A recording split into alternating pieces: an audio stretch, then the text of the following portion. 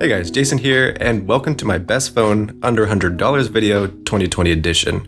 Or I guess 2020 going into 2021 because as weird and as crazy as this year's been, we are somehow actually approaching the end of it. But regardless, this is my pick this year. This is the king at that $100 price point, and it is the Umidigi A7 Pro. Now look, if that's all you came to this video for, if you just wanted the name and you want to head down below and grab that link and make the purchase at your discretion, then go ahead and feel free to do that. But I wouldn't expect that from you. I'm sure you want to hear what I've learned from my testing and my experience so far, and I do got a lot to say, both good things and a couple bad things about this phone, but that's what this video is. Thanks for being here today, and let's just go ahead and jump right into the review.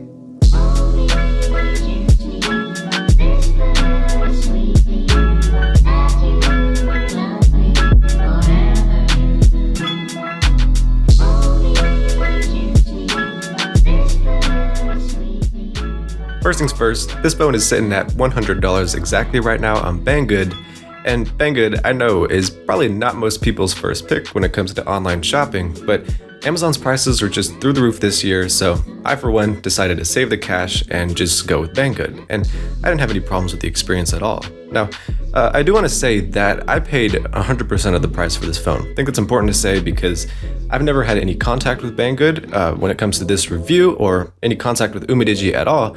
So this is definitely 100% my review, my own opinions, and not sponsored in any way. And of course, I'd let you know if that wasn't the case. But speaking of case, when I did end up getting this phone in after about 2 weeks after I purchased it, what was inside the box? Well, there's the phone, there's the manual, the SIM tool, and all the default kind of standard phone packaging stuff, but also a case on the back and a screen protector on the front. And I think that's really cool. I think it's great to see that attention to detail with not only a phone, but a budget phone at that.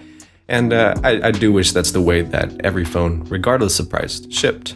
What was also in the box that I was not expecting was a European plug with a US adapter outside of the main packaging, instead of just, a standard US plug. And I assume that this has more to do with Banggood and buying from Banggood than does Umidigi, the manufacturer, because as you know, when I bought the model last year, it came with just a standard US plug, but either way, it's not too big of a deal for me. I've got enough USB-C cables just kind of dispersed throughout my room to not really need the one in the box anyway. And speaking of that cable, it is finally USB-C with 10-watt fast charging, so it's nice to see that we got the connection and charging standard for all self-respecting phones on this budget phone. First impressions of this phone for me, just having it in the hand and looking at the screen, the design of the back, the first thing that stuck out to me was the color. And again, I don't want to make this sound like a sequel to my review of last year's model, but Umidigi phones do have really nice colors. So last year I had Breathing Crystal, I believe it was, just like a light blue, kind of baby blue plus reflections type of color. And then this year I got Ocean Blue, which is definitely a bit more toned down from last year, but as I said in my first impressions, still classy as all get out. I like it. Let's dive into the screen and the internals, which are the two main reasons that after doing my research, I found this phone to be the best value at that $100 price. So the Umidigi A7 Pro has a 6.3-inch 1080p plus IPS screen, and as I said in my first impressions video, this is a screen and a build, if you will, that is very comparable to that of the Pixel 4a 5G. The 4a 5G is OLED instead of IPS, but the screen size is the same, the resolution is the same, the refresh rate is the same, and the screen-to-body ratio is in the same ballpark as well.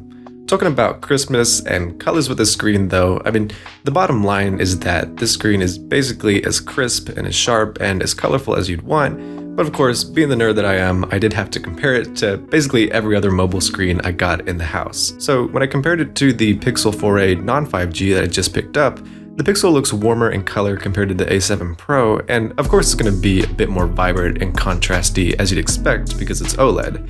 And my iPad Air 2019, which is an IPS screen like the A7 Pro, the iPad seems to be a bit warmer too, well, until you turn True Tone off, and then the colors look the same. Bottom line, mobile screens are inconsistent. Maybe possibly the A7 Pro leans a little bit to the cool side of accurate, but really it's a good screen and there's not much to complain about. The processor inside is a Helio P23 paired with 4 gigs of RAM, and that's a low to mid-range combo towards the end of 2020.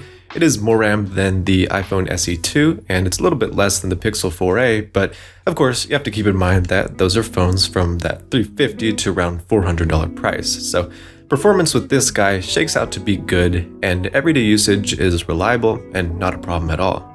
The story with specs here is that this is the best you can get at $100. Obviously, it's not going to be smooth or snappy to the extent of Google and Apple's budget phones this year, but seriously, I'd challenge you to find a phone that has better specs at this price. There are hiccups, there's little UI glitches when the phone can't keep up, but overall, this is a good performing phone. I want to take a break for a sec from praising this phone to talk about a few things that annoyed me with this guy. The first of those being the Fingerprint Reader, which was a massive disappointment. Remember last year, I talked about how Umidigi made accurate and fast fingerprint readers for their budget phones? Well, this year it's so bad that I really can't even use it. I've tried cleaning it, using a different finger, redoing the setup process. It just works about 20% of the time, so just expect to use a PIN or password with this phone. Also, boys and girls, the camera. When I first opened the camera app this year, it opened fast and it looked better than the camera app last year. Looks like it got a little bit of a UI overhaul, and when I snapped the first picture, it snapped and saved much quicker than last year's because the A5 took way too long to save photos. But unfortunately, I still do not feel that this camera is living up to its f1.8 aperture spec. I still think it's a good $100 camera at that price, and it's actually improved much more than I expected over last year's camera, but of course, it is still quite flawed. So I'm going to flash some examples up on the screen and maybe show y'all some video that I've shot with this phone as well, even though we all know video out of phones at this price is usually just complete trash, and this phone is no exception, but just keep in mind that when I show you these pictures, they did take some amount of effort to get. That's the thing with this camera. Casually snapping pictures results in photos that are often noisy, blurry, or just have really bad dynamic range.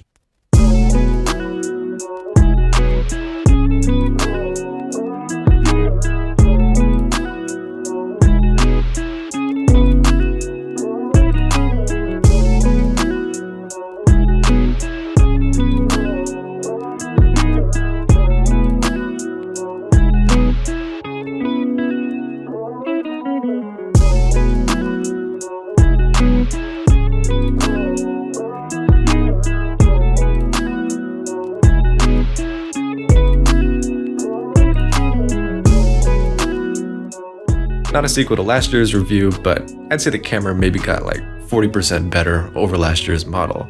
And the macro lens that they added, I mean, it's kind of cool. It gets you closer to photos. It doesn't look good, but it is kind of fun to play around with.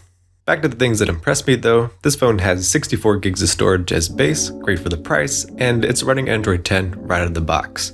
Also, I know I talked about this earlier, but the design is impressive for just $100. Besides the back, which is beautiful, we got metal rails on the sides, tight bezels in the front surrounding a nice big screen with a water drop front camera, and this design also holds a 4150 mAh battery, which is still pretty darn big even in 2020, and it gets me 4 to 5 hours consistently.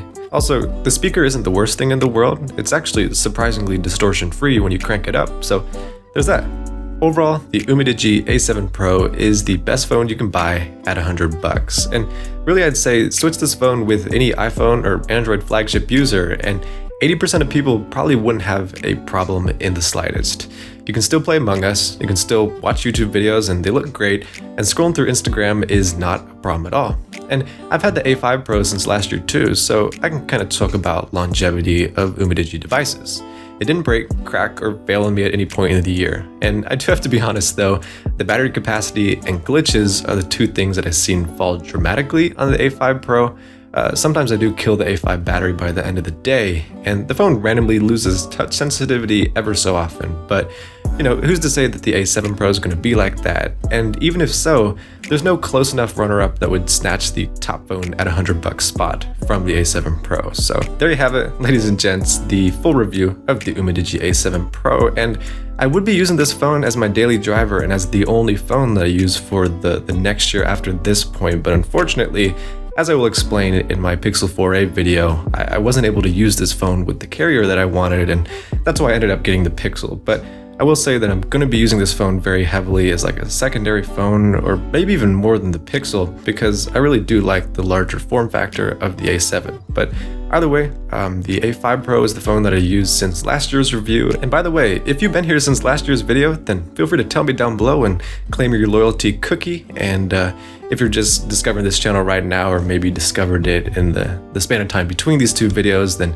subscribe down below. And when I do this video next year, you'll be able to claim your loyalty cookie then. But besides that, don't want to make this outro too long. This has been my full review of the A7 Pro. Hope you enjoyed, and I'll see you in the next video.